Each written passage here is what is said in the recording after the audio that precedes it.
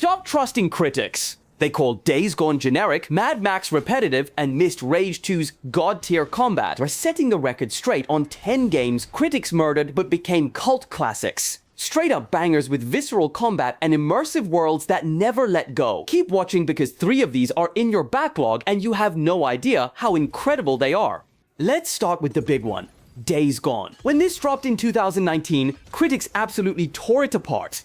Too slow to start, they said. Generic open-world zombie game, they complained. The story takes forever to get going. Man, they could not have been more wrong. Here's what those critics completely missed. This isn't just another zombie game. This is the most terrifying and immersive post-apocalyptic experience ever created, and it all comes down to one word: hordes. Forget everything you think you know about zombie games, those shambling corpses in other games. Child's play. Days Gone throws literal waves of hundreds, sometimes thousands of freakers at you in massive swarms that move like a living nightmare. The first time you see a horde chase you down a mountainside, your heart will stop. It's not just running away either. You're using the environment, setting traps, creating bottlenecks, and desperately trying not to get completely overwhelmed. But here's the genius part. Mastering horde combat becomes the most satisfying gameplay loop you'll ever experience. You start terrified of even a small group, but by the end, you're strategically taking down entire hordes with explosive barrels, Molotov cocktails, and pure tactical brilliance. Nothing else in gaming feels quite like it. The world itself is absolutely brutal perfection. This isn't some generic post-apocalyptic wasteland, it's the Pacific Northwest rendered in stunning detail, where every survivor camp feels like a precious safe haven, and every ride between them is a tense adventure. Your motorcycle isn't just transportation, it's your lifeline. You're constantly managing fuel, repairs, and upgrades while using it to escape those terrifying hordes. And Deacon St. John, critics called him generic, but they missed his incredible character development. This isn't some gruff action hero. He's a broken man trying to survive while keeping the memory of his wife alive. His relationship with Boozer, his gradual integration with the survivor camps, and his desperate search for hope in a hopeless world creates genuine emotional investment. The story isn't rushed because it doesn't need to be. It's a slow burn that mirrors the harsh reality of survival. Every small victory feels earned, every loss hits hard, and when the big moments finally pay off, they absolutely devastate you. Critics were looking for instant gratification in a game designed around patient immersion. They wanted quick thrills when Days Gone was offering something much deeper, a complete transformation from terrified survivor to wasteland legend. That's why real gamers fell in love with it, and why it's absolutely essential playing in 2025. Rage 2 got absolutely destroyed by critics when it launched in 2019. They called the open world empty and lifeless. They said the story was paper thin. They complained it was just another generic sandbox with repetitive activities. These critics were looking for a deep RPG with complex narratives, when Rage 2 was serving up something completely different. The most ridiculously satisfying shooter ever created. Here's what those critics totally missed. This game has god-tier gunplay that makes every other shooter feel like you're firing pea shooters. This is where id Software, the geniuses behind Doom, teamed up with Avalanche Studios, the Chaos Masters from Just Cause, to create pure, explosive perfection. Every single weapon feels incredible. The assault rifle has this perfect punch that sends enemies flying. The shotgun launches dudes into chunky bits with satisfying impact. The rocket launcher creates these beautiful explosions that light up the wasteland in every color imaginable. But wait, it gets even better. You're not just some regular gun-toting hero, you've got these insane nanotrite abilities that turn you into a superhero of destruction. Imagine force-pushing enemies with shatter so hard they explode against walls. Picture leaping into the air and slamming down with a ground pound that sends bad guys flying like confetti. My personal favorite is Vortex. You create this mini black hole that sucks enemies in and spits them out like a blender filled with rainbow-colored chaos. And when things get really wild, you pop overdrive mode. Everything becomes this neon-soaked fever dream where your weapons are supercharged, you're practically invincible, and every kill regenerates your health while creating even more glorious explosions. Every combat encounter becomes this incredible dance of death, mixing guns, powers, and pure kinetic energy. Critics complained about the world feeling empty, but they completely missed the point. This isn't supposed to be some deep lore-heavy RPG world. It's a massive, beautiful playground specifically designed for that amazing combat. You drive around in these sweet customizable vehicles, getting into ridiculously fun car battles, smashing through bandit roadblocks, and discovering these perfect little combat arenas just begging for you to unleash hell. The vibe is absolutely unmatched too. Forget those drab, depressing post-apocalyptic worlds we're used to. Rage 2 is a vibrant punk rock explosion that revels in its own anarchic energy. Bright neon signs everywhere, crazy mutant factions with mohawks and ridiculous outfits, explosions that paint the sky in every possible color. It's like a Saturday morning cartoon crossed with a heavy metal concert, and it's absolutely glorious. Critics wanted complexity when Rage 2 was offering purity. Pure, unadulterated fun focused entirely on making you feel like an unstoppable force of nature. It respects your time by not forcing complicated narratives down your throat and instead focuses on perfecting that core gameplay loop until it's absolutely addictive.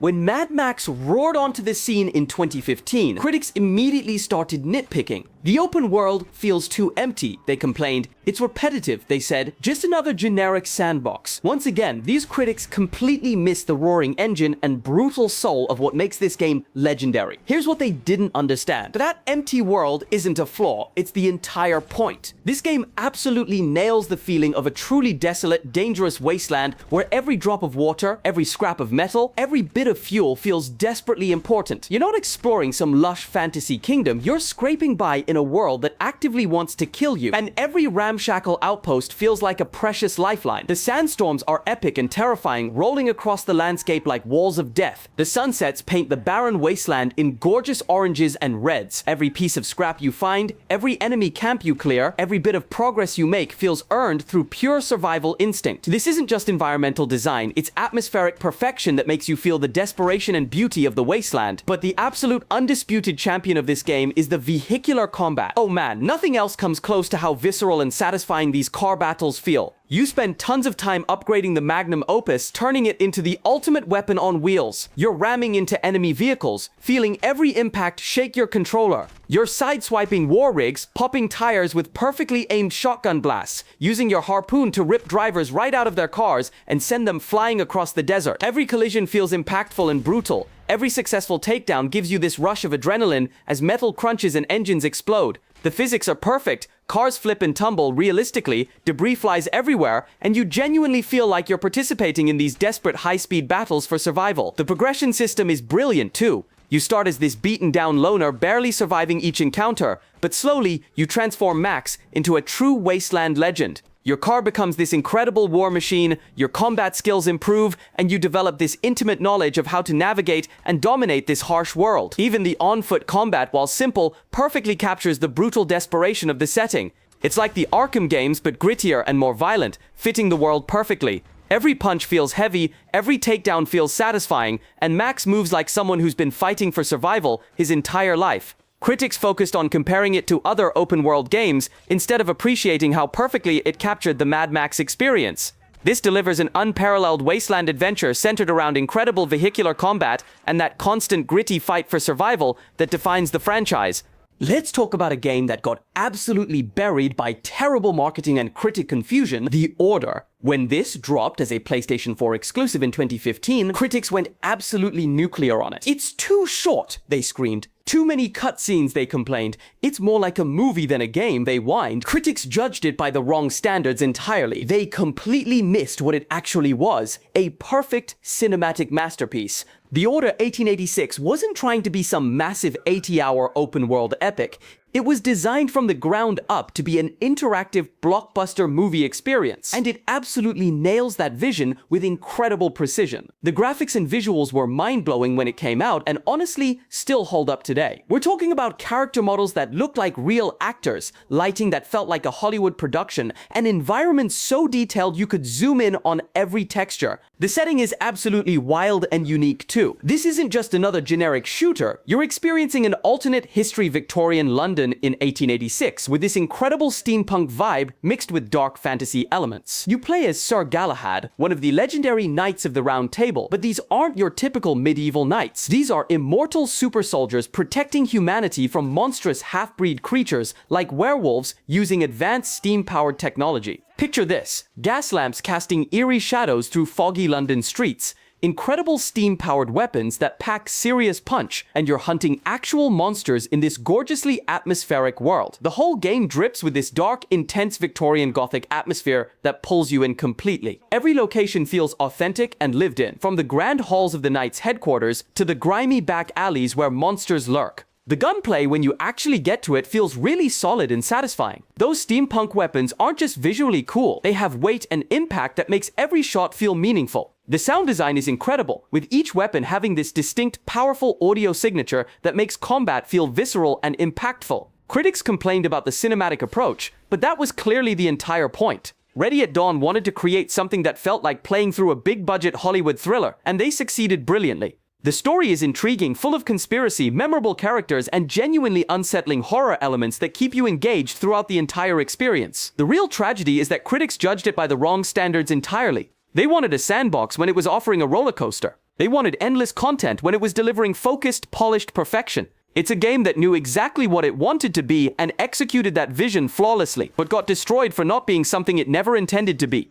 Now let's talk about a game that got completely overshadowed by launching at the worst possible time, Ryse, Son of Rome. This was an Xbox One launch title that had the misfortune of competing with massive franchises and next-gen expectations, and critics absolutely savaged it. They called it repetitive, complained about simple combat, and dismissed it as all style, no substance. Critics focused on the simplicity and missed the spectacle entirely. They overlooked one of the most visceral and satisfying combat experiences ever created. The graphics and visual fidelity in this game were absolutely insane for a launch title. We're talking about character models, especially Marius Titus, or Roman centurion protagonist, that looked incredibly detailed and lifelike. The armor gleamed realistically, the environments from the brutal battlefields of Britannia to the Grand Colosseum of Rome were dripping with authentic atmosphere and incredible attention to detail. This was a true showcase of what the Xbox One could accomplish, and it still looks impressive today. But the real genius of Ryse is the combat system that critics completely misunderstood. Yeah, it's not Devil May Cry with a million different combos, but it was never trying to be.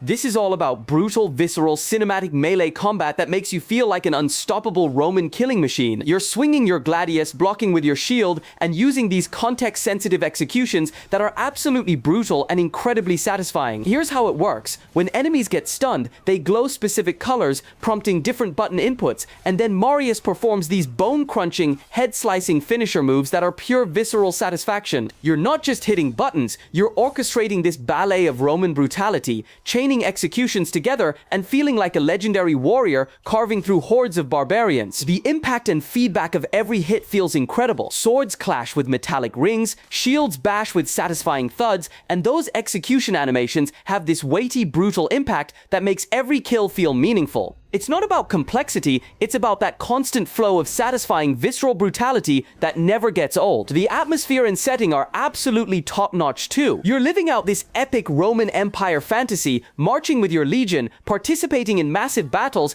and experiencing the sheer scale of ancient warfare. The story of Marius Titus's quest for revenge, his journey from loyal soldier to legendary commander, provides compelling motivation throughout all the blood and glory. They wanted technical complexity when Ryse was offering emotional and visual impact. This game knew exactly what it was, a stunning showcase of Roman warfare that prioritized visceral satisfaction over mechanical depth, and it delivered that experience flawlessly. Here's a perfect example of why launch reviews can be completely worthless: Binary Domain. When this sci-fi shooter dropped in 2012, critics were all over the place with it. They got frustrated with the voice command system, called it another generic third-person shooter, and completely dismissed it as trying to copy Gears of War. What those critics totally missed was one of the most innovative and satisfying robot combat systems ever created, plus a genuinely clever trust mechanic that most games still haven't figured out how to do right. This game comes from Ryuga Gotoku Studio, the same brilliant minds behind the Yakuza series, and it has that same kind of quirky charm and surprising emotional depth, even though it's a completely different genre. Critics were so busy nitpicking the voice commands and comparing it to other cover shooters that they ignored what made it genuinely special and ahead of its time. First off, the robot combat is absolutely incredible and unlike anything else you'll experience. These aren't just bullet sponge enemies that absorb damage until they fall over. These are mechanical opponents made of actual parts that you can systematically destroy piece by piece.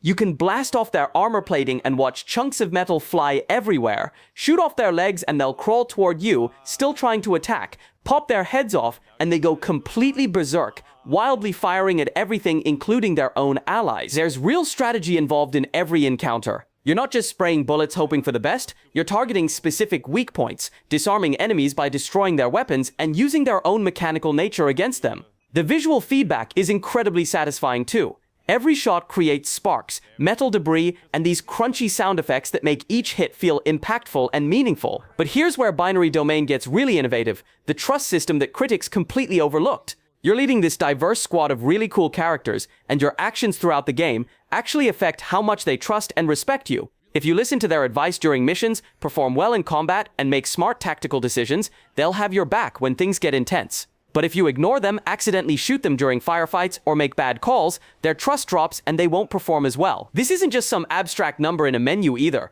Low trust actually changes how your squad mates behave in combat, affects their dialogue with you, and even influences major story moments. It's a genuinely clever way to make you feel connected to your team in a way that most shooters completely ignore. You start caring about these characters not just because of cutscenes, but because of how you've built relationships with them through gameplay. The story itself is way more thoughtful than critics gave it credit for too. Yeah, it's about robots and AI, but it tackles some genuinely interesting questions about consciousness, humanity, and what makes someone real. The conspiracy elements keep you guessing, and there are some genuinely surprising twists that recontextualize everything you thought you knew about the world. Critics were looking for the next big revolutionary shooter when Binary Domain was quietly delivering one of the most satisfying and innovative combat experiences of that generation. The robot destruction mechanics were years ahead of their time, and that trust system created genuine emotional investment that most games still struggle to achieve.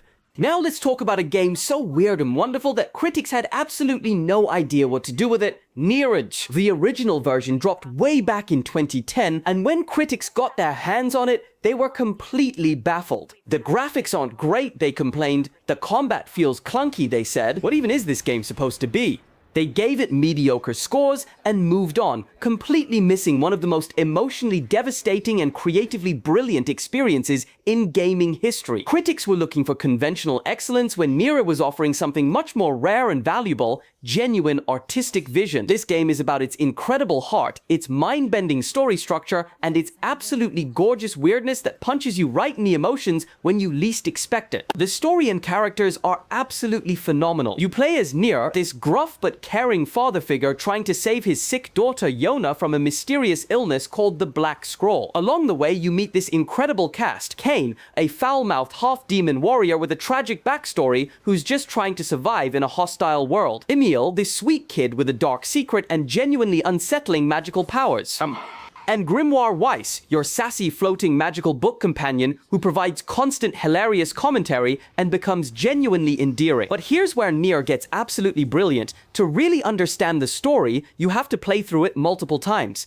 Each playthrough reveals new cutscenes, different perspectives, and massive revelations that completely change how you view everything that happened before. It's like watching a movie and then watching it again knowing the twist, except the twist keeps getting deeper and more emotionally devastating with each replay. The game constantly shifts genres too, which critics found jarring, but is actually part of its unique charm. One minute you're playing a traditional action RPG, then suddenly you're in a top-down bullet hell shooter. Then you're doing a side-scrolling platformer section, and at one point you're even playing a text adventure in the middle of a dungeon. It sounds chaotic, but it all serves the story's themes about perception, reality, and the different ways we experience the world. And then there's the music. Oh man, the soundtrack for Nier is not just good, it's a legitimate masterpiece that stands as one of the greatest video game soundtracks ever composed. These haunting, beautiful pieces with ethereal vocals in made-up languages that somehow convey more emotion than most songs with actual lyrics. The music perfectly captures the game's melancholy atmosphere and amplifies every emotional moment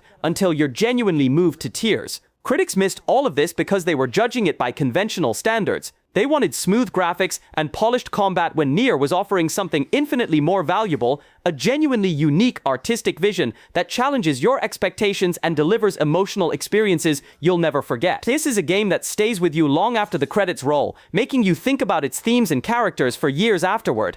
Let's talk about a game that got absolutely destroyed because of technical issues at launch, The Evil Within. When Shinji Mikami's return to survival horror dropped in 2014, critics were really split on it. Many praised the horror elements, but they absolutely hammered it for clunky controls, inconsistent frame rates, those forced letterboxed black bars, and what they called old-school design that felt outdated. They focused entirely on the technical imperfections and completely missed the raw, visceral brilliance of what this game was actually trying to accomplish. Here's what those critics fundamentally failed to understand. This isn't some polished action game where you mow down zombies like an unstoppable killing machine.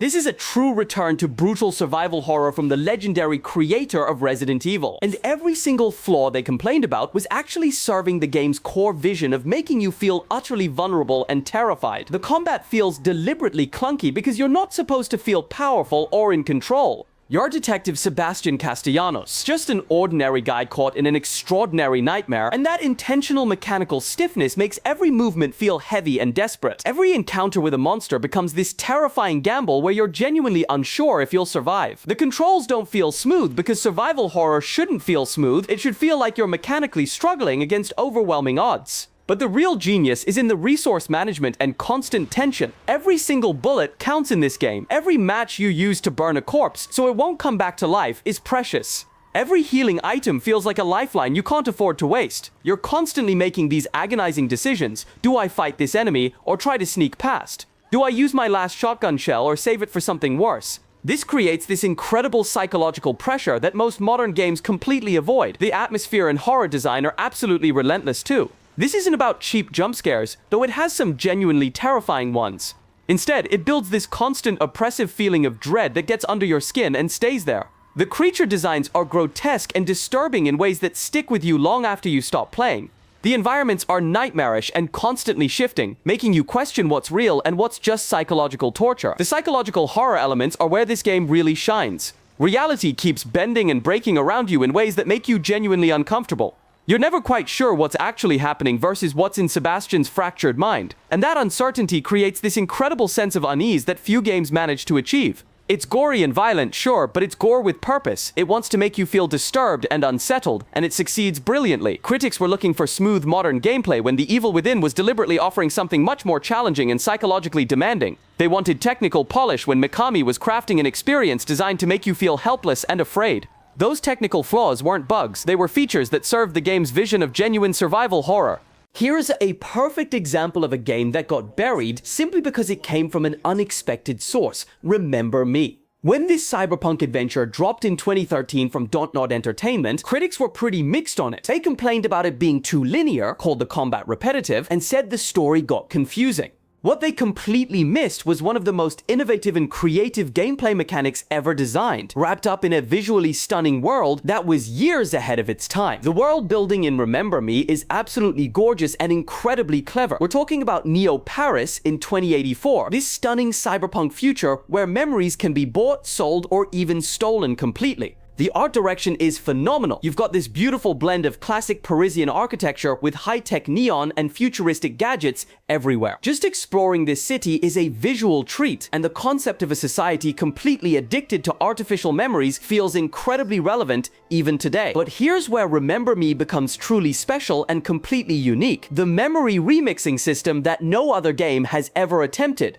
You play as Nilin, this memory hunter who can literally steal and alter people's memories. In certain key story moments, you actually jump inside someone's memory and start changing tiny details to completely alter their perception of reality. It's like solving this incredible puzzle where you rewind and fast forward through someone's experience, tweaking specific elements to manipulate their mind. Picture this, you're inside someone's memory of a tragic accident, and you can change whether a safety harness snaps, alter what a warning sign says, or modify small environmental details. These tiny changes cascade through their memory, completely changing how they remember the event and fundamentally altering their personality and motivations. It's this brilliant creative mechanic that feels genuinely fresh and plays a huge role in the story's themes about identity, memory, and what makes us who we are. The combat system is actually pretty innovative too, even though critics dismissed it as repetitive. It's not just button mashing, you get to build your own combo sequences in this thing called the Combo Lab. You're creating and customizing your attack chains by choosing different precedents. These are the actual moves that can deal more damage, heal you, or reduce cooldowns for your special abilities. It lets you tailor your fighting style to your preferences and makes battles feel pretty fluid and rhythmic once you understand the system. The story tackles some genuinely interesting themes about memory, identity, and corporate control that most games don't even attempt to explore.